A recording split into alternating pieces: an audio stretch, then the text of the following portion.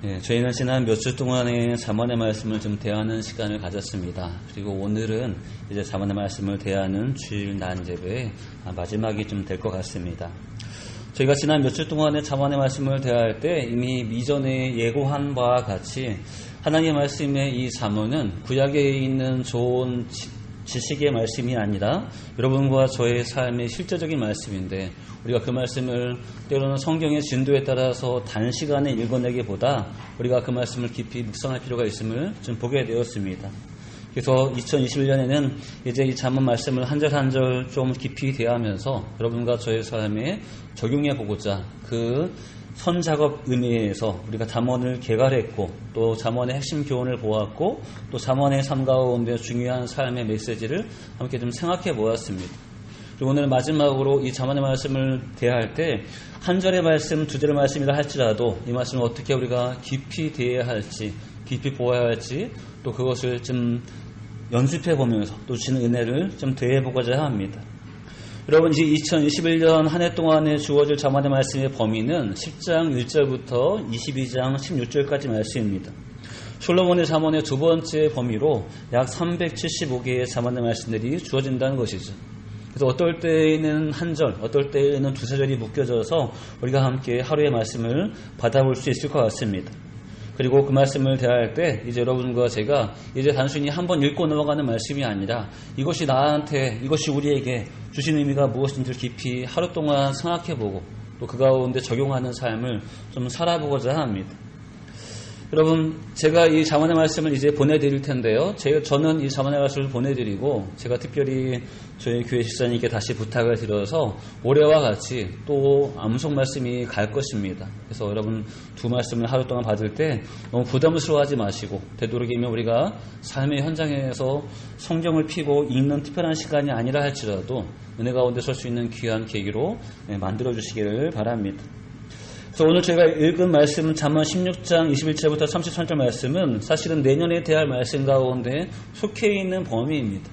그리고 오늘 이 말씀을 다룸에 있어서 이제 우리가 주시는 은혜뿐만이 아니라 이제 한 절 한 절의 말씀을 좀 깊이 볼 수 있는 어떤 시선들을 좀 되새겨보고, 그것이 여러분과 저의 삶에 이제 실제 우리가 말씀 받을 때 적용되기를 소망합니다.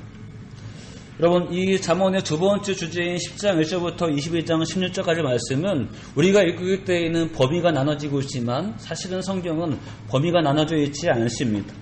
그래서 우리가 주석을 보게 되면 뭐라고 얘기하고 있냐면 솔로몬의 잠언 375개 중에 일부라고 시작합니다. 16장을 시작할 때도 그렇고 17장을 시작할 때도 그렇습니다.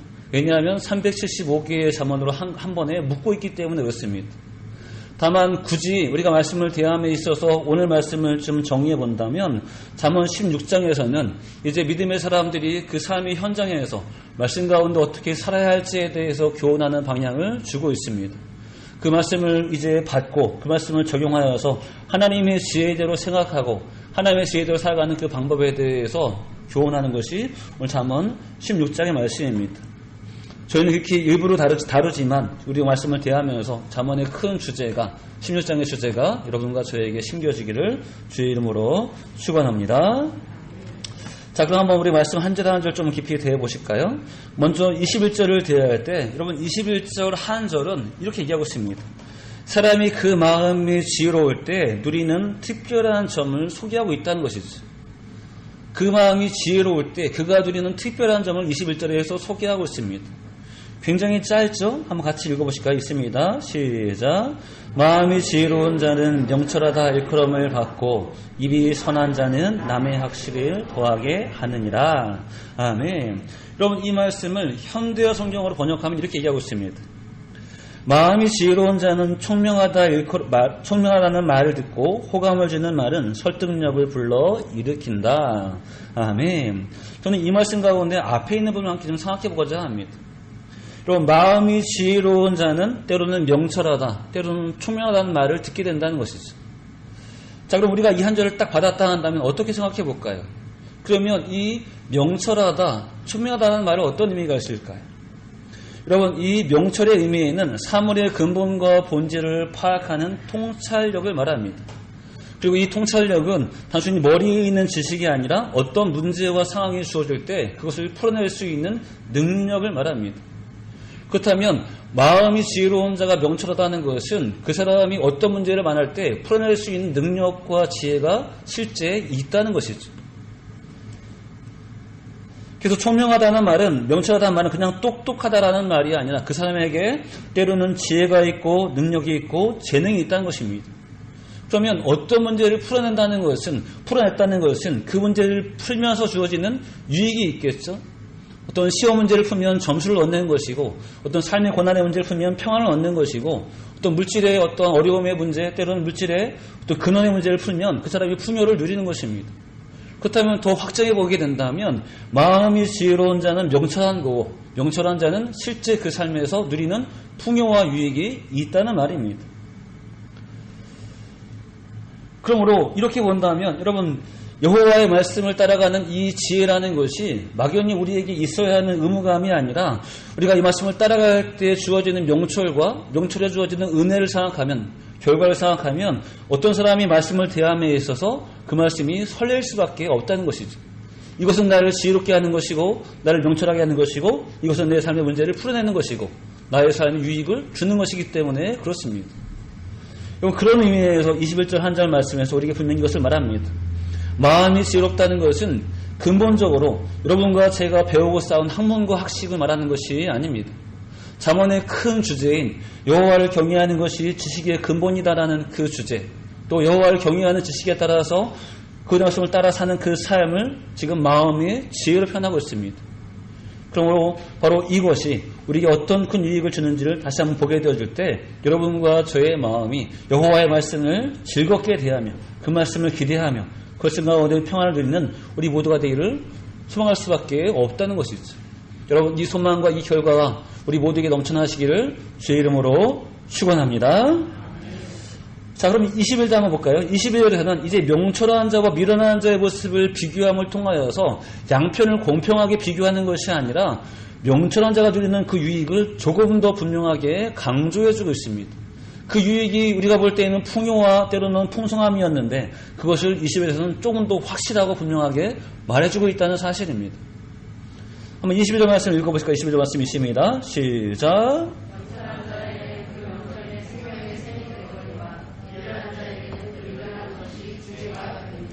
아멘. 역시 우리가 이 말씀을 딱 한 절만 받았다가 한번 생각해 보실까요? 이것이 오늘 주어진 말씀입니다. 주어진 잠언입니다. 물론 제가 간략히 설명을 첨부해서 보내드리겠지만 우리가 딱 말씀 볼 때 어떻게 먼저 고민해 볼까요? 이 한 절 말씀에서 명철한 자와 미련한 자가 나눠지고 있죠. 근데 흥미로운 것은 명철한 자에게도 미련한 자에게도 그에 맞는 삶의 결과가 주어지고 있다는 것입니다. 똑같지 않아서 그렇지 그 삶에 따라서 주어지는 결과가 분명히 또 이렇게 있다는 것이죠. 그럼 말씀 그대로 나눠본다면 명철한 자에게는 그 명철이 그에게 생명의 샘이 되는 것이고 미련한 자는 그 미련함이 그에게 징계가 되는 것입니다. 별로 어렵지 않죠? 나눌 때는 별로 어렵지 않습니다. 자, 그런데 이 말씀을 좀 더 잘 이해하기 위해선 그렇다면 그 결과물이었던 생명의 샘이 되는 것과 징계가 되는 것의 의미를 알아야지만 반대로 명철과 미련함의 의미를 더 깊이 이해할 수 있다는 것이죠. 자, 그러면 우리가 한번 묵상의 개념에서 한번 생각해 보실까요? 제가 한번 천천히 풀어가 보겠습니다. 한번 여러분 들어보시기 바랍니다. 자, 여기서 핵심은 결국은 명철함에 대한 부분이죠. 그렇죠? 자, 명철함입니다. 근데 이 명철함은 결국은 우리 앞에 말씀과 비춰보면 마음이 지혜로운 자의 모습이죠. 그렇죠? 마음이 지혜로운 자의 모습입니다. 그리고 이 지혜는 사람의 지식과 학문으로 채우는 지혜가 아니라 하나님을 경외하는 것, 하나님의 말씀을 따라가는 것이 여기서 말하고자 하는 지혜입니다. 자, 그러면 이 지혜로운 자는 결국 이 지혜로운 자, 하나님의 말씀을 경외하고 하나님을 경외하고 그 말씀을 따라가는 자가 지혜로운 자로 불릴 때, 명철한 자로 불릴 때 결국은 그 사람 안에 뭐가 가득한 것이죠? 하나님의 말씀이 가득한 것이겠죠. 그래서 지금 22절에서 말할 때에는 그 명철이 무엇을 이끌고 있냐면 그 사람의 생명의 샘이 되는 것을 말하고 있습니다. 쉽게 말하면 하나님의 말씀이 그 안에 있을 때 그 말씀이 그 사람에게 생명의 샘이 됨에 대해서 말해주고 있습니다. 그래서 우리가 아까 처음에 볼 때에는 명철함이란 어떤 사물과 이치의 본질을 깨닫고 문제의 원인을 풀어내는 능력이라고 얘기했는데 그것을 우리가 좀 더 확대해서 본다면 하나님의 말씀으로 그 마음을 채울 때 그 말씀이 주는 생명의 샘이 그 가운데 가득한 것이 명철이 주는 유익입니다. 단순히 시험 문제 푸는 것, 단순히 여러 가지 삶의 고난의 문제 푸는 것으로만 그치지 않고 생명의 샘이 그에게 있는 것이 명철한 자가 누리는 복이라는 것이죠. 자, 그렇다면 이 명철한 자와 미련한 자를 비교한다면 미련한 자는 어떤 사람일까요? 적어도 명철하지 않은 사람이죠. 그렇다면 그 사람 안에 뭐가 없을까요? 하나님의 말씀에 지혜가 없겠죠. 그렇기 때문에 그 사람은 하나님의 말씀이 없는 명철하지 않는 자의 결과를 누리는 것이 여기서 말하고자 하는 징계라고 표현하고 있습니다.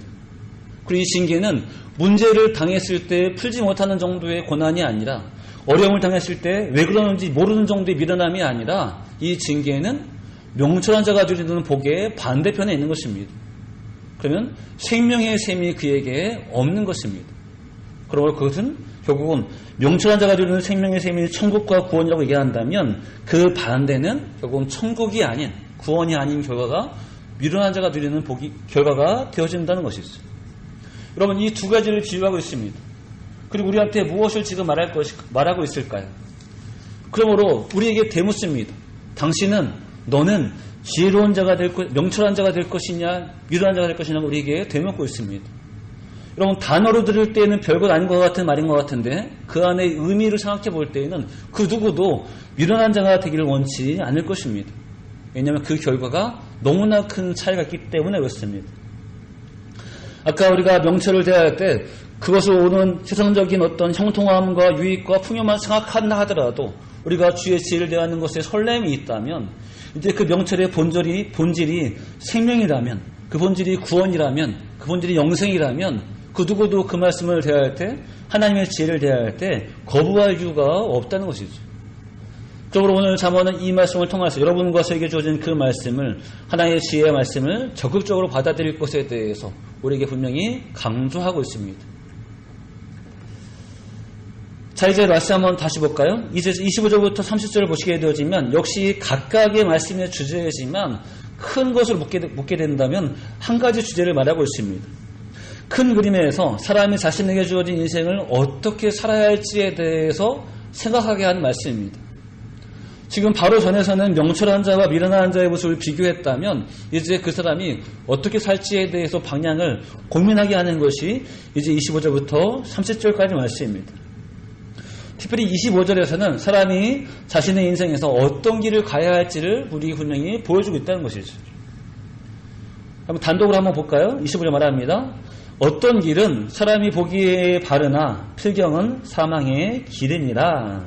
아멘. 그럼 여러분 우리가 이 한 절 말씀을 딱 생각했을 때 여기서 말하는 어떤 길은 도대체 정말 어떤 길을 말하는 것일까요? 정확히 나와 있지 않습니다. 어떤 길은 이런 길이 나와 있지 않고 그냥 어떤 길로만 말하고 있습니다. 그러니 말씀을 읽는 여러분과 저 입장에서도 이것이 도대체 어떤 길인지에 대해서 잘 알 수 없다는 것이죠. 자, 그런데 한 가지 중요한 도전은 무엇이냐면 이런 부분이 있습니다.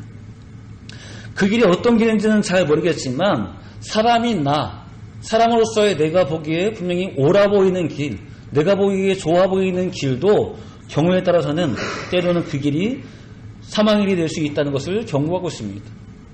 사실은 어떤 길이냐가 중요하지 않습니다. 중요한 건 무엇이냐면 내가 나의 생각을 믿고 나아가는 그런 모습, 내가 나의 지혜를 믿고 나아가는 그런 모습이 진짜 좋은 결과로 주어지는 모습이 아니라 예상치 못한 사망일 수 있음에 대해서 오늘 잠언이 경고하고 있다는 것이죠. 여러분 이 25절 말씀을 세 번역으로 이렇게 읽었습니다. 사람의 눈에는 바른 길 같으나 같이 보이나 마침내 죽음에 이르는 길이 있다. 아멘. 이것이 25절에 대한 세 번역의 어떤 내용입니다. 자, 그렇다면 우리가 무엇을 고민해 보아야 할까요? 자, 이 길의 대표적인 특징은 적어도 일반적인 생각에서 객관적인 기준에서 바른 길처럼 보인다는 것입니다. 누가 보아도 바른 길이 아니라 누가 보아도 잘못된 길이 아니라 일반적인 기준에서 본다면 바른 길처럼 보인다는 것이죠. 세상적인 기준에서 보면 그 길이 옳은 길처럼 보일 수 있다는 것입니다. 지금 그것을 경고합니다. 자, 그런데 그렇게 바른 길처럼 보이는데 성경이 말하는 분명한 결론은 무엇이냐면 그 길은 사망의 길이라는 것이죠. 그렇다고 여러분 보실까요? 우리가 앞의 말씀과 함께 연관해서 본다면 이 길은 어떤 길일까요? 여호와의 지혜와 명철과 여호와를 경외하는 지식을 따라 살아가는 길이라면 그 길은 반드시 생명샘이 있는 길이겠죠. 그렇죠?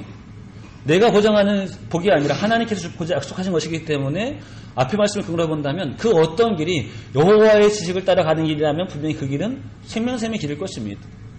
근데 그 어떤 길이 여호와의 지식에 근거를 하지 않고 내 판단과 내 지식과 세상적인 기준에 기준을 한다면 그것은 생명이 가는 길과 반대편이기 때문에 그 길은 사망의 길이 되어진다는 것입니다. 제가 일부러 좀 어렵게 보고 있지만 핵심은 하나입니다. 무엇을 경고하고 있죠? 당신이 보기에 옳은 길을 가는 것을 선호하기보다 하나님께서 제시하신 진리를 따라가는 길을 선호하라는 것이 25절의 말씀이라는 것이죠. 내가 어떤 결정을 함에 있어서 어떤 방향을 내림에 있어서 내가 보는 것이 중요하지 않습니다.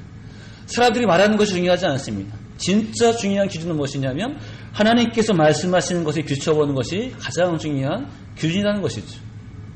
내가 결정한 것은 많은 위험성이 있습니다. 경우에 따라서는 하나님과 함께 맥락이 맞을 수도 있겠지만 모든 것이 그렇지 않습니다. 가장 확실한 방법은 내 생각대로가 아닌 내게 주시는 지혜를 따라 주의 말씀을 따라 살아가는 것이 가장 확실한 방법인 것에 대해서 우리에게 말씀하고 있다는 것이죠.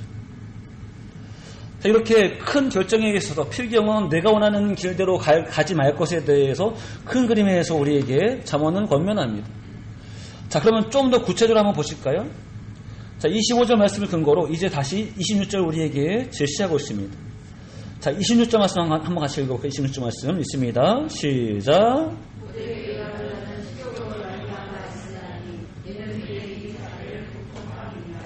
아멘. 여러분, 여기서는 선과 악에 대한 말씀이 아닙니다. 이 말씀은 한편으로 보면 인생을 살아가는 가장 기본적인 원리, 또 기본적인 의무를 우리에게 부여하고 있습니다. 여러분, 자, 이 말씀을 제가 공동 번역으로 한번 읽어보겠습니다. 이렇게 말했습니다. 허기진 배가 일하게 만들고 그 입이 그를 몰아 세운다 라는 말입니다. 선과 악에 대한 개념이 아니라 결국은 사람이 먹고 살기 위해서 때로는 일용할 양식을 위해서 일할 수밖에 없는 사람의 위치를 말해준다는 것이죠. 누구나 다 이 먹고 사는 문제, 때로는 일용할 양식의 문제에서 자유하지는 않습니다. 경우에 따라서 더 많이 누리느냐 적게 누리느냐 차이가 있을지 있겠지만 적어도 모든 사람은 자신의 일용할 양식을 위해서 일해야 되는 것이 기본적인 원리라는 것이죠.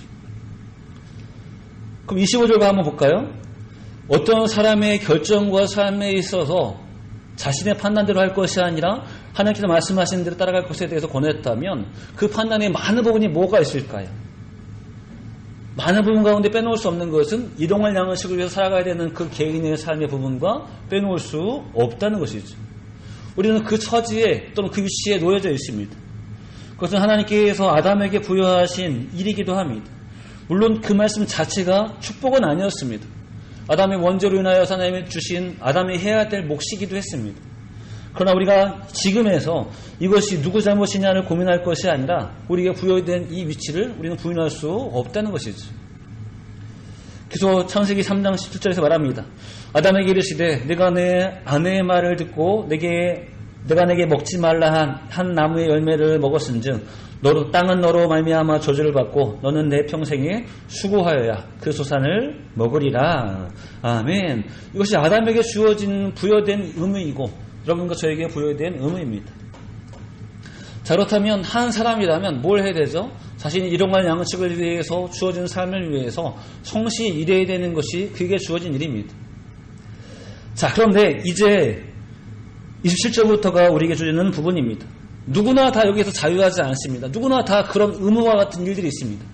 자, 그럴 때 27절부터 3절에서 뭘 얘기하고 있냐면 자기가 보기에 옳은 대로 판단하는 사람의 유형을 보여준다는 것이죠. 천천히 한번 보실까요? 여기는 깊이 다루지 않습니다. 한번 보실까요? 불량한 자는 악을 꾀하나니 그 실에는 맹렬한 불같은 것이 있느니라. 패역한 자는 다툼을 일으키고 말쟁이는 친한 벗을 이간하느니라. 강포한 사람은 그 이웃을 깨어 좋지 아니한 길로 인도하느니라.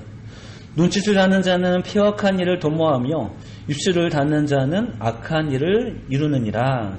아멘. 이렇게 한 절 한 절 말씀 보면 금전적인 부분은 아닙니다. 분명히 그의 실수된 모습과 그로 인한 재앙과 같은 결과를 말해주고 있습니다. 자, 한 가지 중요한 것은 여러분 보세요. 그 사람이 불량한 자이기 때문에 악한 일을 꾀하는 것이 아니라는 것이죠. 근본적으로 불량한 자이기 때문에 악한 일을 꾀하는 것이 아닙니다. 이와 반대의 의미에서 그가 악한 일을 꾀하는 자이기 때문에 그는 불량한 자로 호칭을 받게 된다는 것입니다. 그런 의미로 함께 볼 필요가 있다는 것이죠. 자, 그러면 우리 한 가지 질문하셔야 됩니다. 이 사람은 왜 이렇게 악한 일을 꾀하는 행동을 할까요? 이 사람은 왜 이간하는 행동을 하는 것일까요? 이 사람은 덫을 잘못된 길로 인도하고 있을까요? 왜 그럴까요?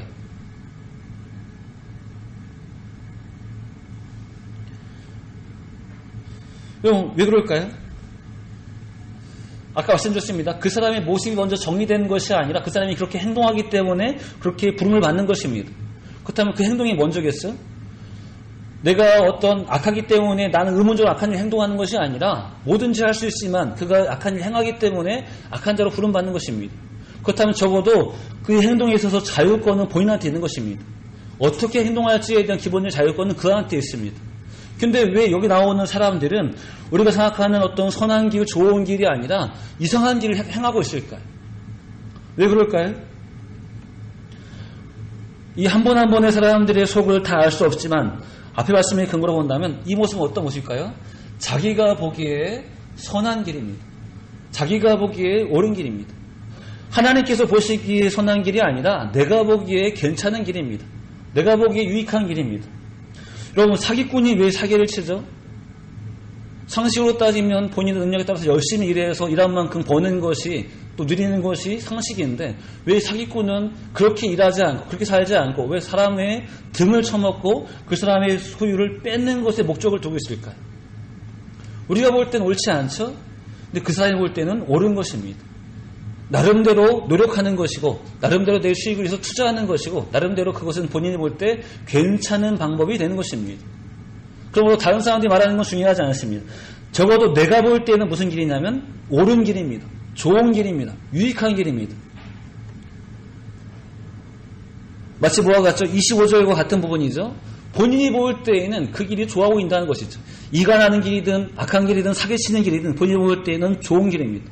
그러나 필경은 그 길의 끝에는 사망이 있다는 것이죠. 그럼 무엇을 보여줄까요?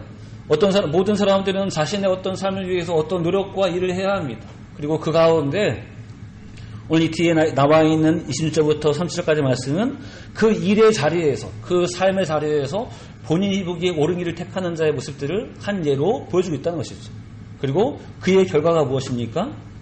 맹렬한 불과 같은 것이 그에게 있거나 그는 다툼을 일으키는 자가 되거나 그는 친한 것을 이간하거나 그는 이웃을 좋지 않은 길로 인도하거나 그는 폐역한 일을 도모하거나 악한 일을 이루는 자입니다.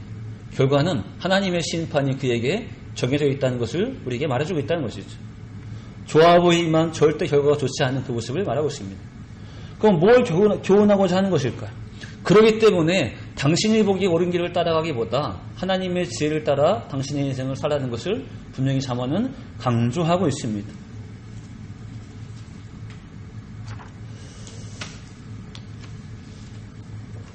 자, 이렇게 한번 좀 보실 수 있겠죠? 자, 그렇다면 여기서 우리 한 가지 흥미로운 사실을 좀 기억하셔야 됩니다. 제가 한번 참고로 말씀드리고자 하는 것인데요. 자, 26절부터 30절 말씀은 사실은 그 삶의 적용이 현재의 인간의 삶에 적용되는 것이죠. 그가 자신에게 주어진 일용할 양식을 위한 수고점에 있어서 그가 살아가는 방식을 얘기합니다. 그래서 큰 그림으로 얘기한다면 그는 지금 육신을 갖고 살아가는 삶의 자리에서 잘못되게 행동하는 사람들의 예를 지금 26절부터 30절에 보여주고 있습니다. 근데 한 가지 흥미로운 것은 여기서 강조하는 것은 바로 그 현재의 삶에 있어서 정말 좋은 길은 무엇이냐면 자신이 생각하는 길이 아니라 하나님의 말씀을 따라 살아가는 길인 것을 강조하고 있죠. 자, 그럼 여러분 잘 보세요. 살아가는 것은 현재의 삶이죠. 육신적인 삶이고 이 세상의 삶입니다. 잠언이 강조하는 것은 이 세상의 교훈이 아니라는 것이죠. 우리 선조들이 말하길, 우리 선진들이 말하길, 예전에 내려왔던 격언이 말하길 이렇게 얘기하지 않습니다. 하나님께서 말씀하시기라고 얘기합니다. 여러분 보세요. 우리는 눈에 보이는 세상을 살고 있지만 지금 우리에게 말씀하시는 존재는 눈에 보이지 않는 존재입니다. 눈에 보이지 않는 존재의 말입니다. 그리고 그 말씀은 하나님의 말씀이고 대표적으로 하나님의 말씀은 이 세상을 넘어선 세상을 많이 얘기합니다. 천국과 영생과 구원과 하나님 나라에 대해서 수없이 많이 얘기합니다. 그런데 흥미로운 것은 무엇이죠? 이렇게 눈에 보이지 않는 하나님이 그 대부분의 말씀을 때로는 눈에 보이지 않는 세계에 대해서 말씀하시는 그 하나님이 흥미로운 것은 이 시대를 살고 있는 여러분과 저의 현재의 삶의 영향력을 미치신다는 것이죠. 바로 현재의 삶에 그분의 말씀을 하시고 우리가 현재의 삶의 자리에서 그분의 말씀을 듣고 살아가기를 원하고 있으시다는 사실입니다. 여러분 보세요. 그렇다면 여기서 볼 수 있는 것이 무엇일까요? 하나님은 여러분과 저에게 죽음 이후의 세상만 책임지시는 분이 아니라 여러분과 저의 현재의 삶과 영원한 삶 모두를 책임지고 있으시는 분이십니다. 또 여러분 우리가 그래서 지금 우리 시대에 우리 육신의 삶을 갖고 있는 이 시대에 주의 말씀을 따른다는 것은 어떤 의미가 있냐면 그분으로부터 지금부터 영원까지 보호하심과 은혜를 누린다는 것입니다. 이 땅에서도 그분의 말씀이 나의 삶을 형통케 하고 온전케 할 뿐만이 아니라 그리고 죽음 이후에도 그분의 말씀이 여러분과 저를 책임져 주시는 것입니다. 그러므로 여러분 우리가 뭐 해야 되죠? 지금의 우리가 있는 자리에서 그분의 말씀을 받아들이기를 거부하는 것은 너무너무 미련한 일이라는 것입니다. 내 삶에 그분의 은혜가 있는 것을 우리 스스로가 거부하는 것이고 스스로가 받아들이지 않는 너무나 한심한 자의 모습과 같은 것입니다. 우리 모두는 주의 말씀을 현재의 내 삶에서 받아들이셔야 하고 그것이 우리에게 가장 중요한 유익이고 가장 빠른 유익의 길인 것에 대해서 볼 수 있다는 것이죠. 여러분 어떤 분들은 이렇게 얘기합니다. 하나님 믿으면 천국 가는 거 아는데 지금은 너무 바쁘니까 지금 너무 시간이 없으니까 내가 나중에 시간 나면 하나님 믿을게. 나중에 여유 생기면 교회 다닐게. 나중에 내가 은퇴하고 할 일 없으면 그때 교회 열심히 다닐게라고 말하시는 분이 있습니다. 그럼 우리는 종종 이런 분들을 만나기도 합니다. 여러분 차라리 안 믿겠다는 말보다 정말 소망이 있는 말이죠. 부인하는 것은 아닙니다. 그러나 한 가지 안타까운 것은 그분들은 마치 지금의 내 삶에는 하나님이 필요 없고 이제 이후의 삶에만 영생의 삶에만 그분이 필요한 것처럼 생각할 수 있다는 것이죠. 하나님은 그런 분이 아닙니다. 지금은 당신 마음대로 살고 나중에 영생 갈 때만 필요한 분이 하나님이 아니라는 것입니다. 하나님은 보이지 아니하는 영원한 하나님이시지만 여러분과 저의 현재의 삶을 지도하시기 원합니다. 그 말은 반대로 얘기하면 현재의 삶에 우리에게 영초를 주시고 형통을 주시고 그분의 복을 내려주기를 원하신다는 것입니다. 그럼 우리가 그 말씀을 빨리 받아들이면 받아들일수록 빨리 순종하면 순종할수록 각자 개인에게 하나님의 명철하심과 형통함이 우리 모두에게 임하게 되어지는 것입니다. 여러분 이 원리를 잊지 않으시고 여러분과 저의 삶에 그분의 말씀에 순종함을 기쁨으로 나가시기를 주의 이름으로 축원합니다. 마지막으로 우리 시간 관계상 한 절만 더 보겠습니다. 우리 33절 말씀인데요. 자, 우리가 삶을 살 때 잊지 말아야 할 중요한 원칙을 우리에게 말해주고 있습니다. 익숙하지만 한 번 더 읽어보실까요? 33절 있습니다. 시작.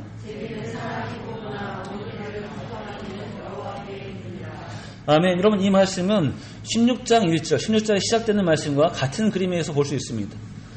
16장 1절 이렇게 읽었습니다. 마음의 경영은 사람에게 있어도 말의 응답은 여호와께로부터 나오느니라. 아멘.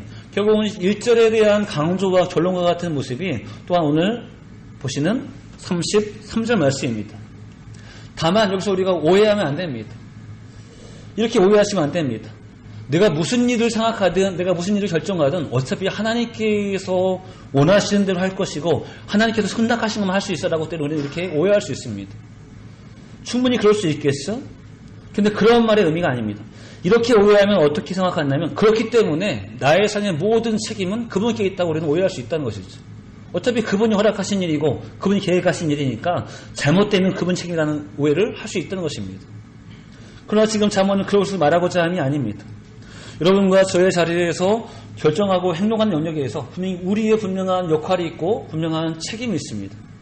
다만 한 가지 강조하는 것은 여러분과 제가 나의 삶의 영역에 대해서 고민하고 판단하고 또 그 결정하고 나아감에 있어서 빼놓지 말아야 될 것은 그분의 뜻과 그분의 주권을 기준으로 해야 한다는 사실입니다.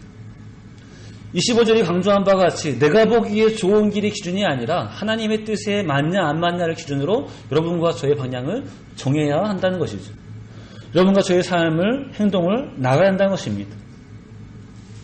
그래서 어떤 일을 결정함에 있어서 적어도 하나님의 선하신 뜻을 벗어나지 않는 범위에서 우리는 결정을 해야 합니다. 그리고 실천함에 있어서 하나님이 기뻐하시는 뜻과 방법으로 실천을 해야 한다는 것이죠. 그것이 오늘 잠언이 강조하는 바입니다. 여러분, 이렇게 행동할 때 어떤 우리가 때로는 혼란 가운데 느낄까요? 내가 생각하기에 세상이 바라보기에 원하는 길이 아니라 하나님께서 원하시는 길을 설정할 때 단적으로 보면 그것이 굉장히 우리에게 소외가 되는 일처럼 보인다는 것이죠. 우리 유익하지 않은 일처럼 보입니다. 지혜로운 길이 아니라 세상에 볼 때는 아주 한심하고 미련한 자의 길처럼 보인다는 것이죠.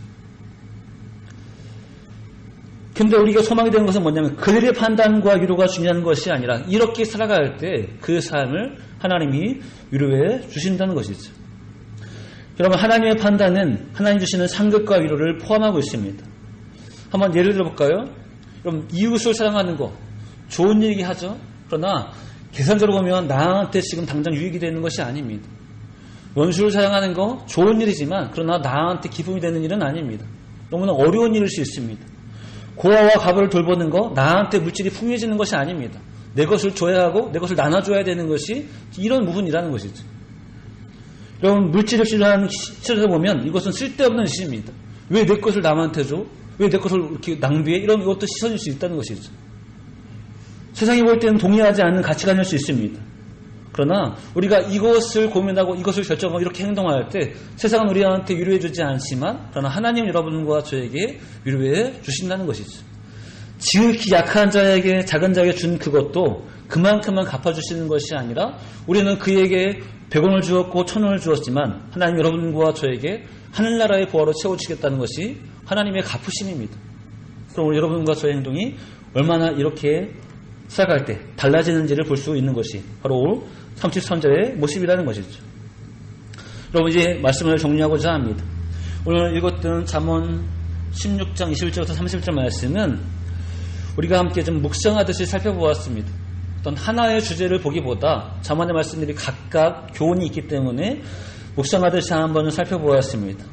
이유는 이제 제가 설교 강단이 아니라 여러분들이 삶 현장에서 카톡으로 말씀을 받을 때 이 말씀을 어떻게 묵상할지에 대해서 좀 같이 실습해보는 의미에서 좀 생각해 보았습니다. 여러분, 각각 주어진 말씀이 있겠지만 한번 큰 방향에서 정리해 볼까요? 적어도 여러분과 저의 삶을 살아갈 때 마치 우리 자신이 주인이고 우리 자신이 주권자라는 생각이 있을 수도 있겠지만 잠언은 우리에게 그렇게 교훈하고 있지 않습니다. 내 생각과 내 판단대로 살아가기보다 살아가다가 미련한 자가 받을 사망과 멸망의 길을 가게 될 것에 대해서 말하고 있습니다. 그 길이 아니라 하나님을 경외하는 지식과 지혜를 따라 그들의 말씀을 따라 살아갈 때 우리는 명철한 자가 되어지고 명철한 자의 형통이 되어지고 그리고 형통한 자의 가장 대표적인 생명의 셈이 있는 삶을 살 것에 대해서 잠언은 우리에게 말해주고 있습니다. 그리고 이 생명의 셈은 이 땅에서 형통만을 말하지 않고 이 땅으로부터 영원한 세상까지 하나님께서 갚아주시고 돌보시는 은혜를 우리에게 말하고 있습니다. 여러분, 잠언의 말씀은 우리에게 억압이 아닙니다. 순종의 과제가 아닙니다. 우리에게 파놓은 함정이 아닙니다. 심판하기 위한 근거를 마련하는 길이 아닙니다.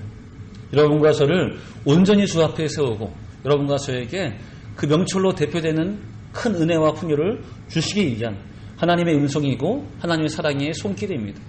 이 말씀을 이제 우리 각자의 자리에서 잘 받으실 때 지금까지와는 차원이 다른 주님의 은혜 가운데 거하고 2021년을 우리가 맞이할 때 그 풍성함을 날마다 누릴 수 있는 우리 개인과 가정과 교회가 되어져서 더 풍성한 주의 은혜를 누릴 수 있는 한 해가 되시기를 주의 이름으로 축원합니다. 기도하겠습니다. 할렐루야, 감사합니다. 저희들 사랑하시고 사랑하셔서 다시 한번 자문의 말씀에 대한 고민을 갖게 하시고 이 말씀을 묵상해 나갈 수 있도록 인도하시니 감사합니다.